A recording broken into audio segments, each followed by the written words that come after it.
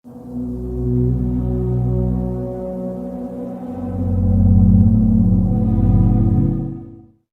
menyerbu Tel Aviv dengan rentetan roket setelah gencatan senjata usai. Rentetan itu menjadikan kota besar Israel tersebut seperti lautan api, sebab roket-roket itu menghantam kendaraan hingga menyebabkan kebakaran di banyak titik. Brigade Al-Qassam, sayap militer Hamas, mengonfirmasi peluncuran roket ke Tel Aviv tersebut melalui unggahannya di Telegram pada Jumat 1 Desember. Tidak disebutkan berapa banyak jumlah roket yang diluncurkan. Namun militer Israel mengatakan roket dari Hamas memicu sirine peringatan udara dibunyikan. Serangan ini merupakan pertama kalinya Tel Aviv menghadapi ketegangan sejak gencatan senjata diberlakukan. Sementara itu, imbas serangan Hamas tersebut menyebabkan kebakaran hebat di Tel Aviv. Terlihat dalam video yang beredar di media sosial X, terlihat kebakaran besar melanda Tel Aviv. Bahkan kota besar Israel itu seperti lautan api dengan banyaknya kebakaran yang dipicu karena kendaraan yang terbakar. Tak dijelaskan insiden ini menimbulkan berapa korban jiwa. Selain Tel Aviv, Hamas juga menyerang 3 kota Israel lain yakni Ashkelon, Sderot, dan Beersheba. Serangan itu dilancarkan oleh Hamas menggunakan roket presisi mereka. Serangan ini dilaporkan sebagai serangan balasan atas aksi pasukan Israel yang menyerang warga sipil tak bersalah.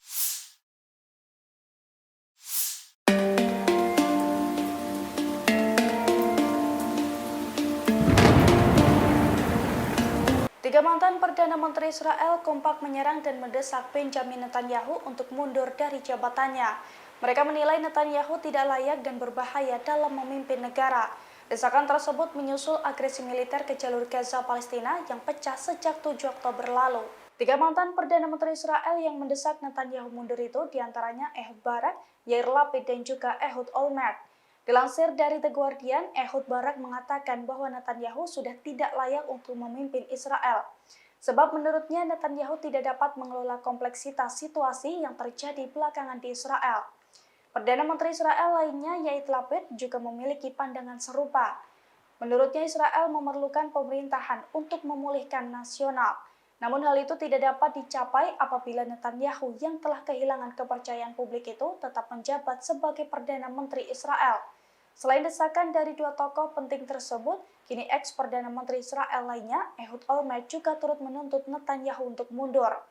Olmert mengatakan Netanyahu setiap menit berperan sebagai Perdana Menteri, namun setiap menit pula yang membahayakan Israel.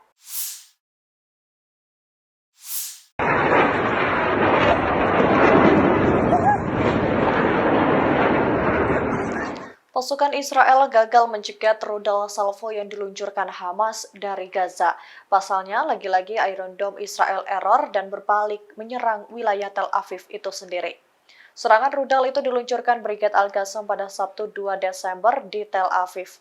Serangan rudal itu diluncurkan Brigade Al-Qassam pada Sabtu 2 Desember dari Gaza ke Tel Aviv. Serangan itu mengakibatkan ledakan besar yang mengguncang kota Tel Aviv. Terlihat dari video yang tersebar di platform X, Iron Dome Israel sempat diluncurkan, namun Iron Dome Israel gagal mencegah serangan udara Hamas. Alhasil rudal itu berbalik menghantam kota Tel Aviv.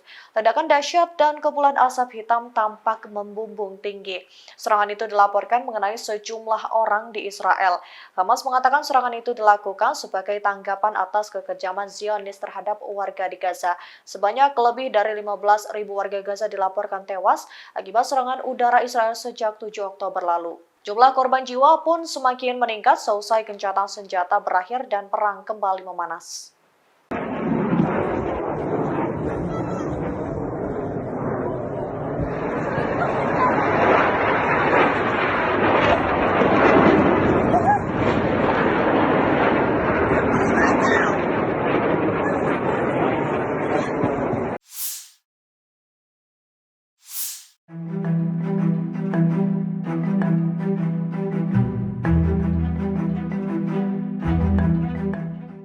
Pejabat keamanan rezim Zionis mengaku kecolongan dari Hamas. Israel menyebut Hamas mengetahui pengawasan ketat dari intelijen Israel hingga berhasil mengelabui pasukan pertahanan Israel atau IDF. Dilansir dari Pars Today pada Sabtu 2 Desember 2023, pejabat keamanan Israel menduga para petinggi Hamas memanfaatkan metode-metode rahasia, di mana para petinggi Hamas bisa berkomunikasi dengan leluasa meski diawasi dengan ketat oleh IDF. Terkait taktik pejabat Hamas untuk bertukar pesan, pejabat Israel ini menduga Hamas memiliki cara khusus, seperti memperhatikan detail agenda-agenda rahasia dan perasaan umum untuk berdialog langsung atau melalui metode-metode lain. Ia juga menyebut bahwa Dinas Intelijen Israel tidak menyadari taktik Hamas tersebut. Hal itu terlihat dari tidak adanya persiapan sistem pengganti untuk mencegah ketegangan dengan Hamas, termasuk tidak adanya penjagaan di perbatasan saat hari libur.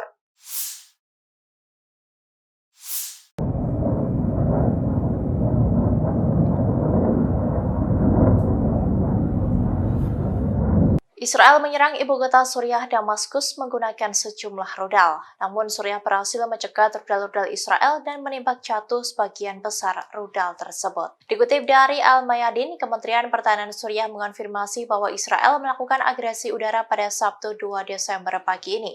Mereka menyerang ke arah dataran tinggi Golan Suriah yang diduduki. Pasukan Zionis juga menargetkan beberapa titik di sekitar Damaskus.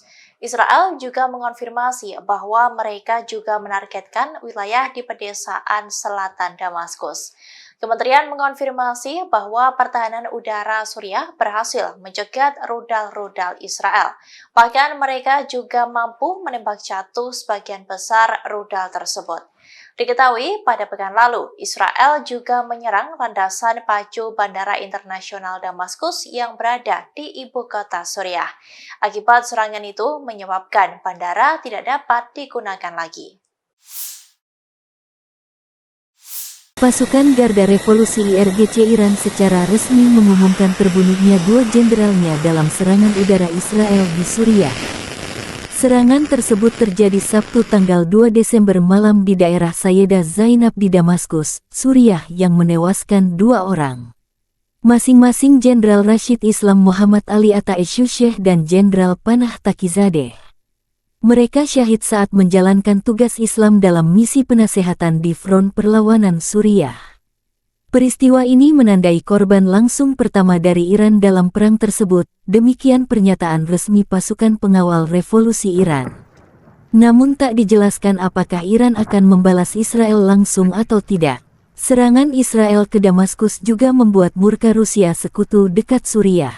Menurut informasi Kementerian Pertahanan Rusia, 4 pesawat tempur Angkatan Udara Israel terlibat dalam serangan malam di Damaskus. Dilaporkan bahwa sebagian besar bom udara berhasil dicegat oleh pasukan pertahanan udara tentara Suriah. Setelah dimulainya operasi militer di sektor Gaza, Israel berhenti memberitahu pihak Rusia tentang rencana serangan di wilayah Suriah.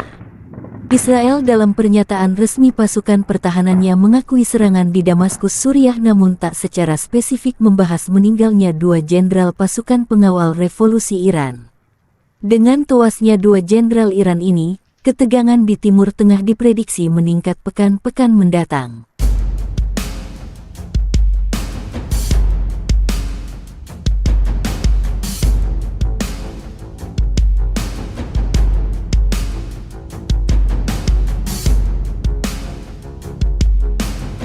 Download Tribun X sekarang, menghadirkan lokal menjadi Indonesia.